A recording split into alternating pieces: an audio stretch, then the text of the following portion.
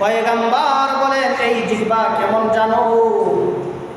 ওই জিহ্বার কারণে মানুষ জাহান্নামের মধ্যে যাবে। লম্বা এক হাদিসের মধ্যে পয়গম্বর বলেন, মুআয ইবনে জাবাল রাদিয়াল্লাহু তাআলা আনহুকে পয়গম্বর বলেন, দীর্ঘ একটি হাদিসের মধ্যে, লম্বা একটা হাদিসের মধ্যে পয়গম্বর মুআয ইবনে জাবাল রাদিয়াল্লাহু তাআলা আনহুকে বলেন, ওই লম্বা হাদিসের মধ্যে শেষে একটা বাক্য পয়গম্বর বলেন, মুআযকে ডাকতে বলেন, হে মুআয, দুই চোয়ালের মাঝখানে পয়গম্বর বলেন, হে মুআয, দুই চোয়ালের মাঝখানে আঙ্গুল দিয়ে আল্লাহর পয়গম্বর এইভাবে দেখাইতেছে। বললেন, রে মুআয, এটার হেফাজত যদি করতে পারো, হে মুআয, তুমি ওই জিহ্বাটার হেফাজত করো।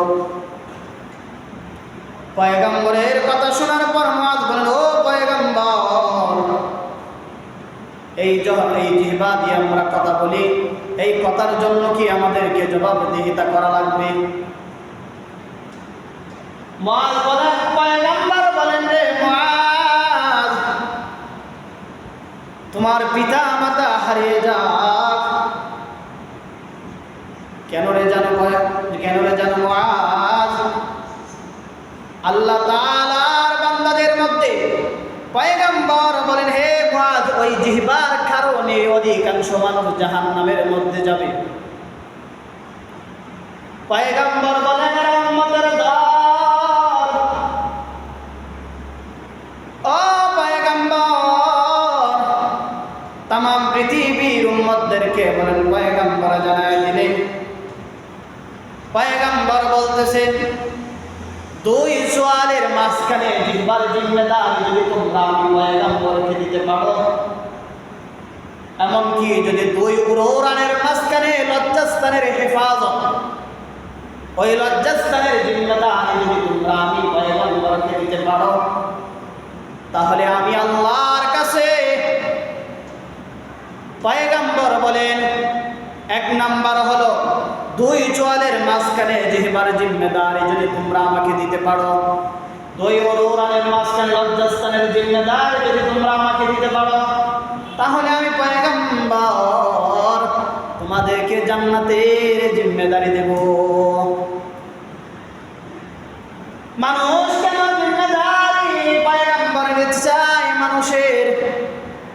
কারণ মানুষ ওই দুই চোয়ালের মাঝখানে জিহ্বা দিয়ে মানুষ গুনাহ করে।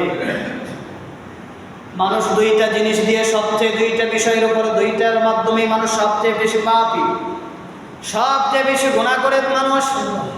এক হলো জিহ্বার কারণে মানুষ গুনাহগার হয়ে থাকে, দুই হলো মানুষ লজ্জাস্থানের জন্য গুনাহগার হয়ে থাকে। এই জন্য পয়গম্বর বলেন, ও উম্মতের দল, তোমরা যদি এই দুইটা বিষয়ের জিম্মেদারি দাও, তাহলে আমি পয়গম্বর তোমাদের জান্নাতের জিম্মেদারি দেব। কেন আল্লাহ পয়গম্বর বলেন? মানুষের অঙ্গ প্রত্যঙ্গের মধ্যে আপনি তদন্ত করে দেখবেন, মানুষ সবচেয়ে বেশি গুনাহ করে যে দুইটা বস্তু দিয়ে, সেটা হচ্ছে জিহ্বা এবং লজ্জাস্থান। আর এই কথাই আল্লাহ রাসূল হাদিসের মধ্যে বলেছেন।